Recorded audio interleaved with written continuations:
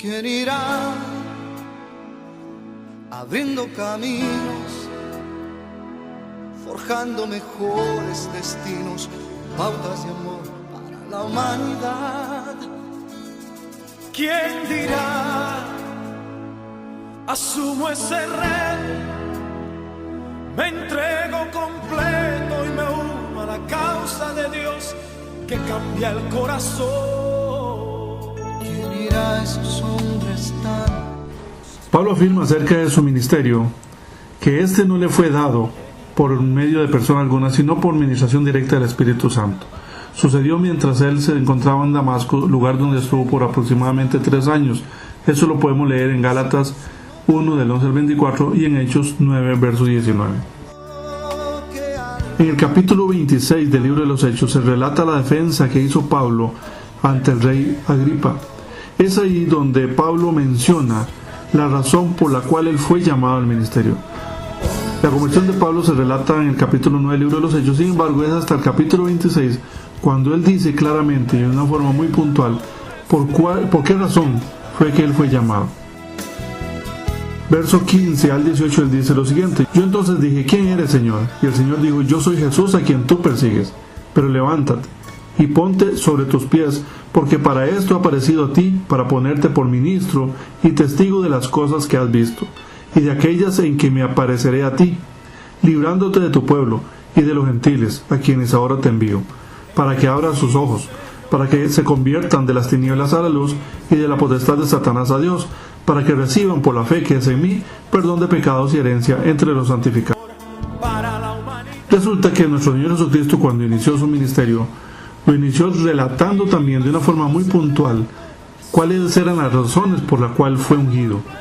Él, al presentarse en la sinagoga, dice la palabra de Dios que le fue entregado el libro de Isaías, y él leyó la porción del capítulo 61 diciendo lo siguiente. Lucas 4, versos 17 al 19. Y se le dio el libro del profeta Isaías, y habiendo abierto el libro, halló el lugar donde estaba escrito: el Espíritu del Señor está sobre mí, por cuanto me ha ungido para dar buenas nuevas a los pobres. Me ha enviado a sanar a los quebrantados de corazón, a pregonar libertad a los cautivos y vista a los ciegos, a poner en libertad a los oprimidos y a predicar el año agradable al Señor. Si nosotros tomáramos el capítulo 4, versos 17 al 19 del libro de Lucas, y el capítulo 26 del libro de los Hechos, versos 16 al 18, y los pusiéramos o los comparáramos en forma lineal, encontraríamos una similitud muy grande entre ambos llamados. Jesús dice claramente cuál fue la razón por la cual él fue ungido, y cita 6 aspectos muy puntuales: para dar buenas nuevas a los pobres, para sanar a los quebrantados de corazón, para pregonar libertad a los cautivos, para dar vista a los ciegos, para poner en libertad a los oprimidos y para predicar el año agradable al Señor. En el libro de Hechos encontramos que Pablo fue llamado para ponerlo por ministro, librándolo del pueblo y de los gentiles a quienes fue enviado, para que recibieran por la fe que es en Cristo Jesús perdón de pecados y herencia entre los santificados, para que abran sus ojos, para que se conviertan de las tinieblas a la luz y de la potestad de Satanás a Dios, y para ser testigos de las cosas que ha visto.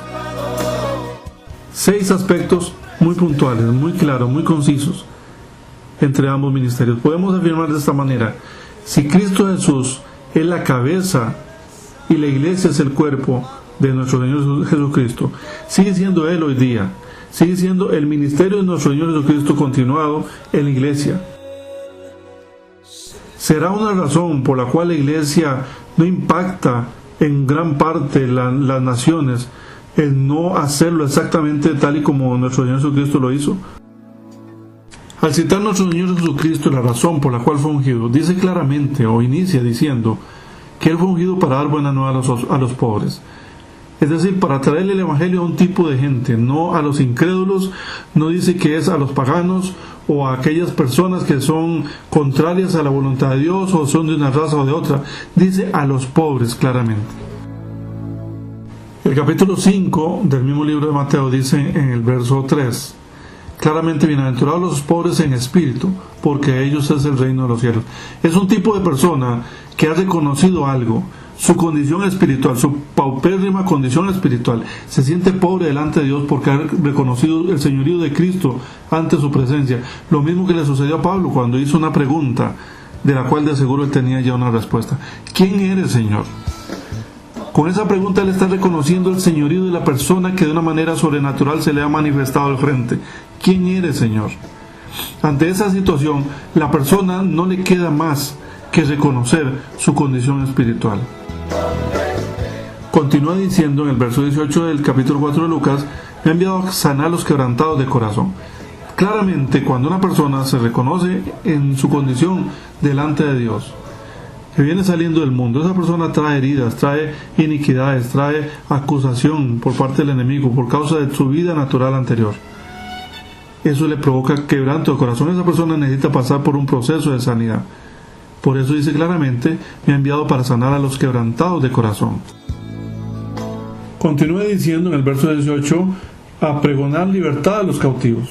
El libro de Isaías capítulo 5 verso 13 dice que el pueblo de Dios fue llevado cautivo porque no tuvo conocimiento. En Oseas 4:6 dice que el pueblo fue destruido por falta de conocimiento. Vemos cómo la falta de conocimiento produce cautividad o destrucción. Razón importantísima por la cual el Señor cita que se debe pregonar libertad a los cautivos. Se debe decirle a las personas e insistirles de manera vehemente acerca de la libertad que le fue dada en Cristo Jesús. Estos tres elementos tienen que ver mucho y se relacionan mucho con la parábola del sembrador. La parábola del sembrador cita tres tipos de personas primero: las que estaban a la orilla del camino, las que están entre piedras y las que están entre espinos. A partir del verso 19 al 23 del capítulo 13 del libro de Mateo, el Señor explica la parábola del sembrador y dice claramente que cuando una persona oye la palabra pero no la entiende, viene el malo, le arrebata lo que le fue sembrado en su corazón. Esa es la persona que está a la orilla del camino, dice la palabra de Dios. Recordemos que 1 Corintios capítulo 2 verso 14 dice claramente quién es la persona que no entiende la palabra de Dios. Dice que la persona natural no percibe las cosas que son del Espíritu de Dios, porque para él son locura y no las puede entender porque se han de discernir espiritualmente. Es evidente que esa persona es inconversa y está relacionada con lo que comienza diciendo en el verso 18 del libro de Lucas: Él me ha ungido para dar buenas nuevas a los pobres. Es para ese tipo de gente que debe ser dada esa palabra, ese mensaje de salvación, esas buenas nuevas. Luego continúa diciendo: a sanar a los quebrantados de corazón. La persona que está entre piedras, que dice la parábola del sembrador, dice claramente que la persona, la semilla que está sembrada entre pedregales, esta oye la palabra y en el momento la recibe con gozo, pero no tiene raíz en sí, sino que es de corta duración, pues al venir la aflicción o la persecución por causa de la palabra, luego tropieza. Dice que la persecución es por causa de la palabra. Cuando la persona recibe la palabra de Dios, que es luz, su condición es expuesta. Eso le causa aflicción, eso le causa tropiezo, dice claramente. Por eso esa persona necesita ayuda, necesita ser sanada de ese quebranto. Y a poner en libertad a los cautivos, continúa diciendo en el libro de Lucas, verso 18. Si vemos lo que está relacionado en la parábola del sembrador, dice en el verso 22 del capítulo 13 del libro de Mateo: el que fue sembrado entre espinos, este es el que oye la palabra, pero el afán de este siglo y el engaño de las riquezas ahogan la palabra y se hace infructuosa. La persona que vino a Cristo Jesús, pero continúa manteniendo una relación con el mundo, esa persona está en cautividad.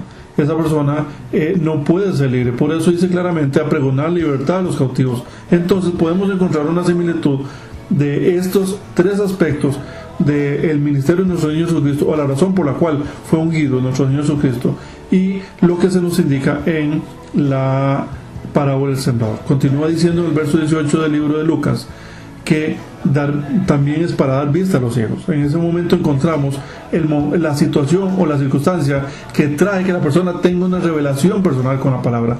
Al quitarse las vendas, esa persona comienza a tener una relación personal con Cristo Jesús y su palabra, comienza a tener una revelación personal. Por eso claramente se cita el cuarto tipo de gente en la parábola del sembrador, aquella que es buena tierra. pues esta persona recibe la semilla y esta semilla da fruto a su tiempo, tanto al 30, al 60 o al 100 por uno. Entonces encontramos esa similitud aquí de una manera muy connotada. Seguidamente dice el llamado de nuestro Señor Jesucristo, la razón por la cual Él fue ungido, que es para poner en libertad a los oprimidos. La persona viene a Cristo Jesús o mantiene el ministerio ya maduro, ya la persona recibió la vista espiritual, pero hay muchas circunstancias que vienen en nuestra vida, enfermedades, relaciones familiares, situaciones económicas, cosas que nos traen opresión. Todos debemos servirnos unos a los otros para lograr esa libertad, poner en libertad a los oprimidos. A veces seré yo, a veces será otra persona, pero alguien, una persona, una hija, un hijo de Dios debe estar dispuesto a cumplir ese ministerio, a poner en libertad a los oprimidos que hay en el reino. Y termina diciendo en el verso 19, predicar el año agradable al Señor.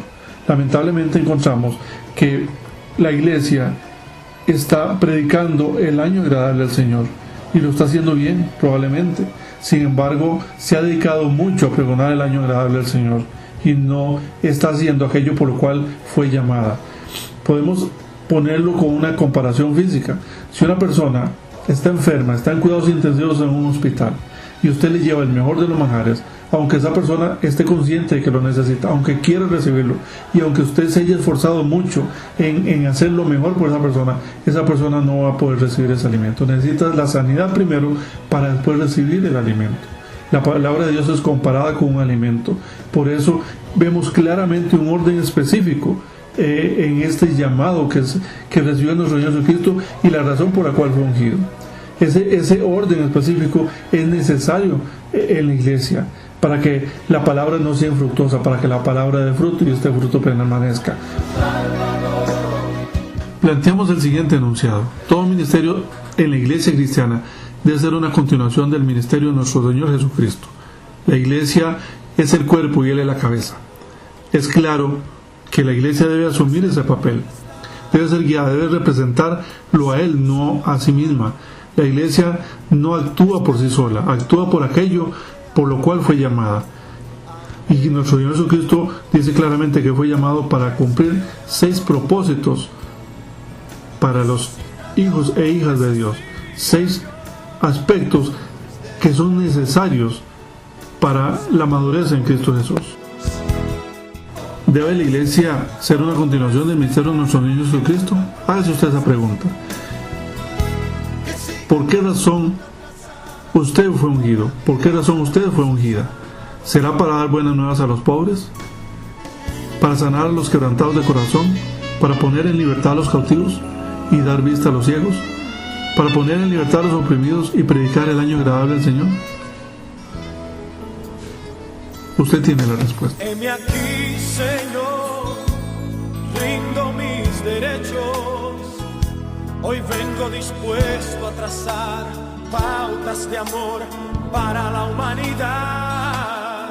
Hoy aquí asumo ese reto y me entrego completo y me uno a la causa de Dios que cambia el corazón.